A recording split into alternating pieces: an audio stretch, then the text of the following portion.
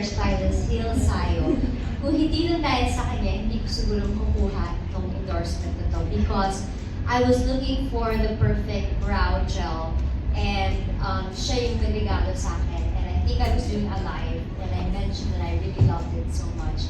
And so I first started with the brow gel and then of course I fell in love with their eyeliners. I cannot live without a good, nice, lifted liner. So I love how they came up with different measurements, different kinds. Super perfect, especially I always do rush, doesn't run, so doon talaga ako in love.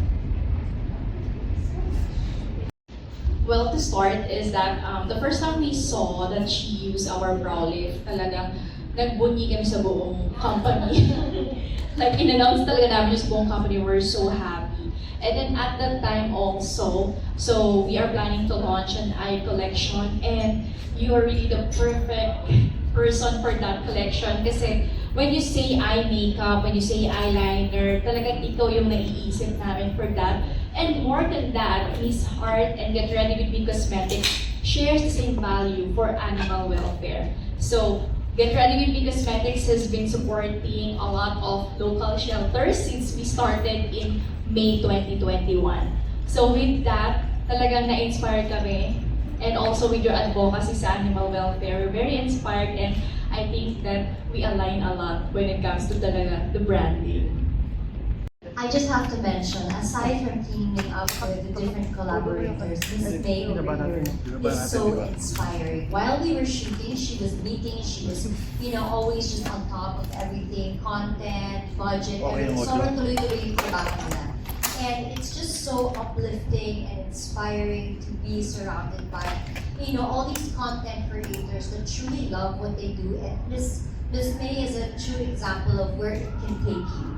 If you really put hard work and passion into it. Imagine 2021 and where we are today, it's just wow. In 3 years, you can be a top-selling makeup brand. That's amazing. And to be working also with the other content creators who are just, so out there expressing themselves. It's so powerful. And I'm just so honored that I get to share this moment with all of them. And of course, I'm excited to see how they all look inside. Our animal welfare advocacy, we'd like to also extend our advocacy when it comes to sustainability. So we all know that cosmetics actually nowadays is very fast-paced. So with this, we are accumulating also a lot of waste. So we decided to partner with HMR and Biocycle because they will be the one to help us reduce this waste, no? And at the same time, it will also encourage us to really, hit off the pan first before we buy another product. I'll get into this because you can really design your own palette. So for me, ang unang siguro i-design would be something that's for everyday use, like a nice shimmer, a nice cool tone, or maybe like a nice parang pwedeng contour, pero pwedeng sa mata, like an all-around palette. I would definitely go for something more classic and natural. But of course, pagdating sa gabi, you can do a little smoky eye. Nothing that a black liner can fix. Thank you. It means so much, no? Not only for the company, but also for the animal welfare advocacy and also to the environment. So this partnership is, a dream partnership for us talaga. Kasi not only we can extend our advocacies, is mas ma-amplify pa rin natin siya, no? With the help, of course, of Miss Heart as well. Talaga yung mga advocacies ng brand, mas ma-amplify siya. So Get Ready With Me Cosmetics is not just a beauty brand. So we really extend everything through the brand. So not only from our advocacies, but also to our companies, like to our employees, no? So talaga we make sure na maayos at smooth yung lahat.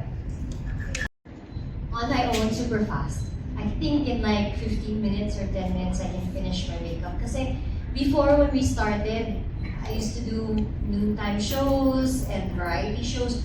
We didn't have glam teams. We did our own hair and makeup. And we would be supposed to be on stage 9:30 for rehearsals. It's the Diretsyong Live Night. So I'm very fast actually. So easy lang. Basta nasa akin yung mga tamang makeup, wala akong problema.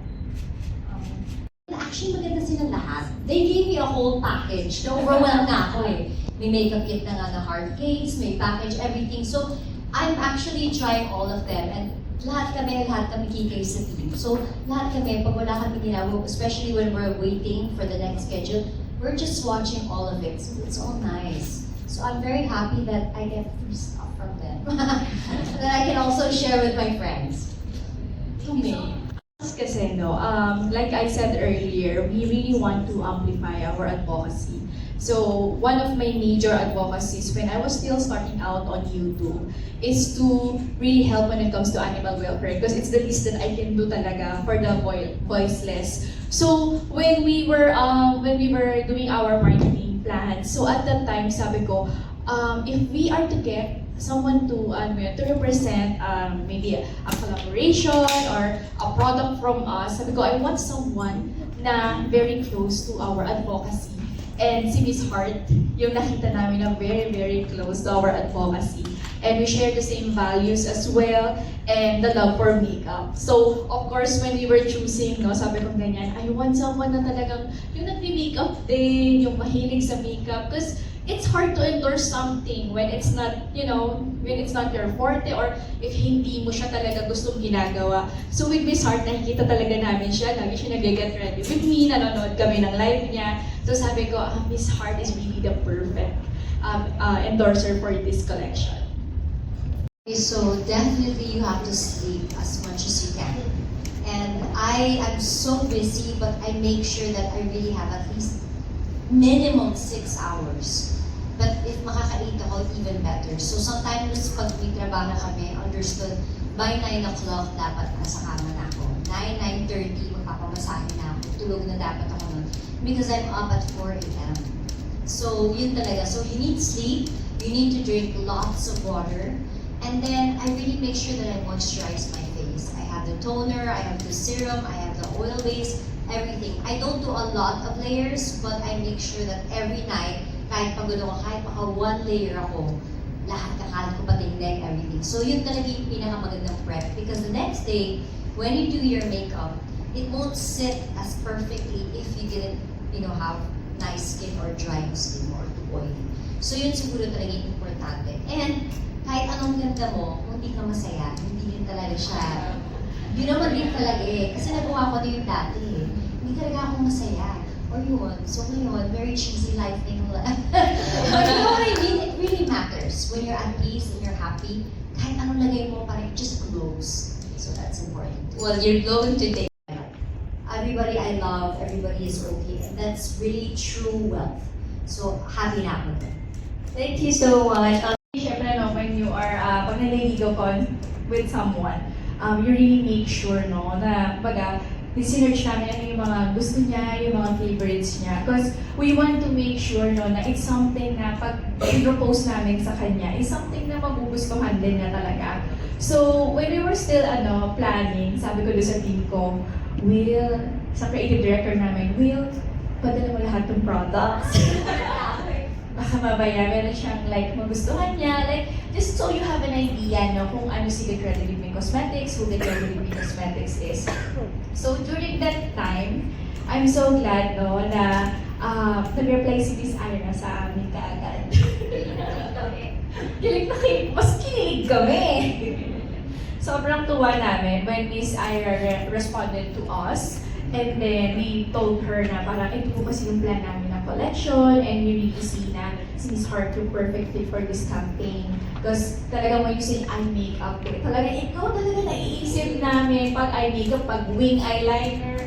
So, nung time pa lang na nakita namin yung brow, sabi namin, sana magustuhan niyo yung eyeliners para ito yung sign namin na talaga okay, ibig sabihin gustuhan niya. So ayun, thank you Miss Ira dahil ang bilis mong sumagot. I remember I felt so discriminated kasi may nagsabi sa akin na hindi ako pwede mag-telenovela kasi masyado daw maliit yung mata ko. Hindi ako makakapag-express. So I was so hurt. So I felt that I needed to have bigger eyes. I needed to change my look. I had to be mestiza. I had to look a certain way to get the roles. But even if nothing truly changed, I just kind of aged and matured. What changed was my mindset, is that you're different for a reason. And there are other people that are also different that in a way magiging niche mo or magiging click kayo. And so I feel like that's the only thing that changed, my mindset. Everything else stayed the same, and I was able to embrace my features, who I am. And when I was more confident, I saw how it makes such a huge difference of just being yourself and what you can attract. And yung last question ko, Just makes you, like it's, to tell the story, that's why I had to say it again, na anybody can do it. Don't let anybody tell you na masyado kang maarte, wala naman. May narating kaartehan niya.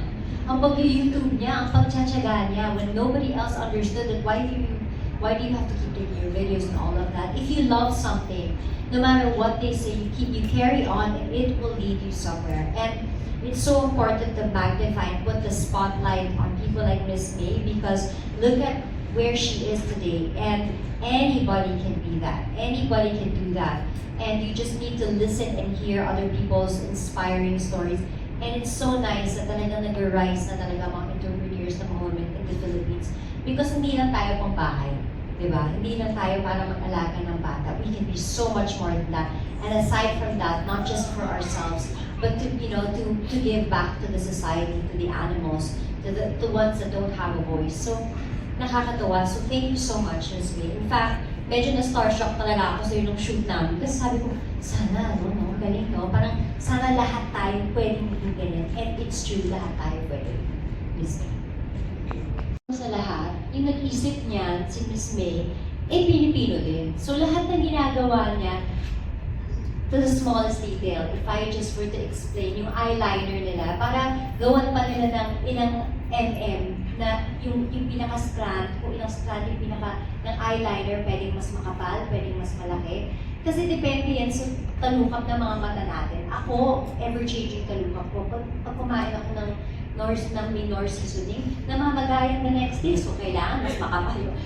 Only somebody that understands what I mean, then it changes, water retention. She thinks of the smallest detail according to our features, and even the shade, the tone of our eyeshadows, that you have to study it. It's scientific. You have to study what kind of green will work on yellow skin, what kind of blue will pop on this kind of skin. So lahat yan iniisip yun. So it's a no-brainer. That's why I love working with local brands. Kasi hindi mo na kailangan test ka ng test, kasi you know that it will automatically look good on us. So nakakatuwa. So kahit gaano ka nakalaki internationally, iba pa rin talaga kapag you collaborate with Filipino brands, no? Of course, because I would be nothing without Philippines. I mean, if you look at my percentage on Instagram, my following is Philippines.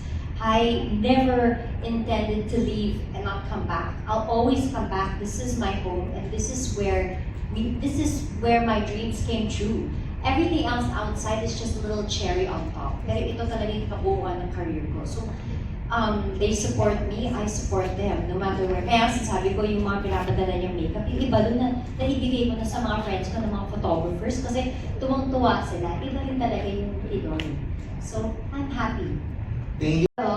Most of it are still, a secret. We'll get back to you. But one thing that I can assure you is that this campaign, this partnership and endorsement goes beyond than sa pagsasell ng makeup. It has a story in it, it has advocacy in it, especially when it comes to animal welfare. So we have more activities when it comes to animal welfare coming soon. So just recently, actually, we did a partnership with Potion Project, wherein we were able to spay and neuter around 300 dogs and cats for free. So this is specific for low income for parents, because we know kung gaano kamahal magpakapon.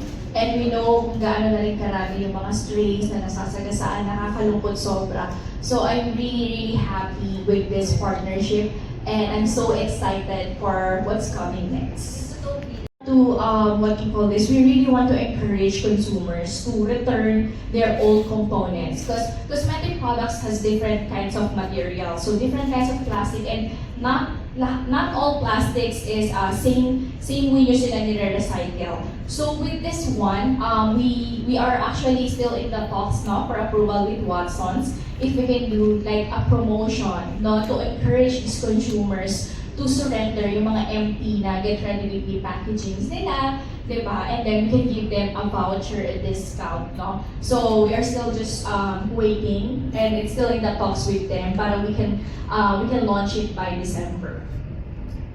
No, medyo i-slight reveal ko na sa inyo. But considering there's a lot of local skin tint in the market, they are still asking for a version ng Get Ready With Me Cosmetics when it comes to skin tint. So we are actually working on that. It's been 5 years na in the making, and I'm hoping na we get to expand it this year. I mean, this 2025. Ayan, abangan. For me, it'd be of course the brow gel, and I just have to say the liquid liner, the black at the brow. Meron din silang pencil version.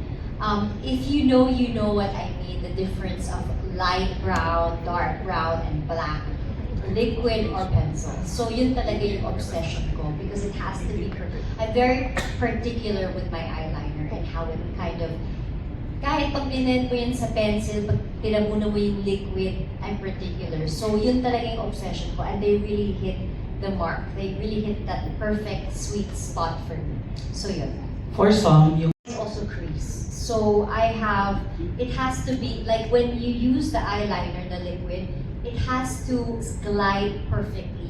Kasi I'm gonna have to, I have to go on top of a certain, it's only one eye. This eye lang, I have to go on top of a crease and get it a straight line. And then bago ko ipikit yung mata ko, tapos doon ko idudukto. So may ganon. And then on top of that, dudukto ko pa yan ng konting shading with like a brown or like a light brown pencil. So it's very technical, but I've mastered it. I just, for the longest time, was looking for the perfect liner na hindi magbibitak-bitak or magja-dry. Kung nahanginan lang, nawala na. You know, so this one was really perfect. last two questions. Beauty rule, classic brows and a nice, thin, sharp liner for me. That would be the classic one because it'll keep your face lifted no matter what age. It gives you that classic old Hollywood vibe. Ayan, last question. Your thoughts on makeup shaming kasi marami pa rin negative comments about people, even guys who are wearing makeup. You know, my thoughts on that, I don't have any message to those shaming, only message to those who want to express themselves. The hell with what they say. Do what you want. Do what you feel looks good on you, what makes you feel good. You only live once, so be yourself and live your life. Thank you so Actually, ito, paulit-ulit na to sinabi sa videos ko na i-upload ko soon. She was such a breeze to work with. Like, sobrang gaan katrabaho ni Miss Hart. Very professional and on time. Yun yung isa sa pinakamahalaga, especially when it comes to campaign shoots, di ba? Yung time. So, super appreciate talaga na they were there on time. And then, pagkapasok ko pa nga na parang tapos na pala kagad sila mag-photos. Video na kagad sila. Sabi ko, oh my God, naabutan yung photos. Ganun kabilis. So, ang gaan ng aura, no? Parang, including Miss Hart's team, sobrang gaan katrabaho lahat. As in, sabi ko nga sa team ko, in-expect ko naman na Miss Hart is a really kind person. But talagang mas na-surprise ako nung na-meet ko siya in person. Yeah. It's not about gaano katangos yung ilong mo. It's not about your features. It's about your charm. Or shall I say it's your aura. Again, we live in a world that everything is so fast-paced. We're all gonna age one day. But haven't you noticed there are some women that even if they're in their 60s, their 50s, ang ganda niya. Because it's the aura, it's the charm, it's the personality. That's what true face card means. It's not about how true, beautiful, or what they think beauty is. It's not about what's seen, it's what's felt. Thank you so much. Ay, aray, congrats, True. Mars. Totoo talaga. Hindi naman ako perfect, no? That's a charm talaga. So Miss May, Miss Hart, we have last two questions. I myself, I have some businesses, some private, some are out there, but I know how it is to be very stressful by paying attention to the smallest detail. And for them to even think beyond them, like me to say, to think about others, not just others, but those who cannot defend themselves like animals. I mean, that's really big of them. And I love it that we're also talking about it because it's hard. Technically, if you think about as a bit, mas makakamura ka kung hindi mo iisipin na itong produkto to, pag in-order mo to, hindi siya animal cruelty free. mas makakamura ka pa nga eh, but they would rather, pay a little bit more, but to do it right. And that says a lot about their heart. And I love working with people like that. In fact, I don't consider myself working with them because to begin with, I liked their brand before even they got me. So, but for us to be working together and to be, standing side by side with their values, their principles, is even better. So I'm very happy. If you don't mind, can I ask for an update kay Kasi habang tumatanda, mas nagtataray. So, pero ang ganda niya, again, it's all about the aura. Yun din yung aura. Mataray siya, huwag niyo siyang lalapitan, huwag niyo siyang kakausapin. Kahit sa Instagram yung caption niya, mataray siya. Kasi minsan nahahawakan siya, mga agad talaga siya. Pero matangos pa rin yung ilong niya. So, I'm so happy. She was supposed to join today, pero dahil doon lang siya sa kotse, parang sabi ko, doon ka na lang sa bahay, anak. So, doon na siya sa bahay. Thank you. Thank you so much. Miss May, of course. Actually, by 2025, we already have plotted all of our animal welfare programs. No, as early as Q1 of 2025, we are doing another free spay and neuter activities. And also, we are launching an exclusive face card collection because in our office, we have 5 what we call marketings. Because it's the marketing department taking care of all of these stray cats. Even ako sa bahay, I have 56 cats. Oh my God! Yeah, around, I think 45 of them are rescued cats. So talagang it really, extension talaga si Get Ready With Me Cosmetics. Na parang, sabi ko, pinangako ko yan when I was starting out. Sabi ko, if Get Ready With Me Cosmetics come to a point na maging known tayo sa local industry, then mas marami tayong matutulungan. So, in the future, please expect more collaborations, partnerships, and mas maraming pang animal shelters yung matutulungan.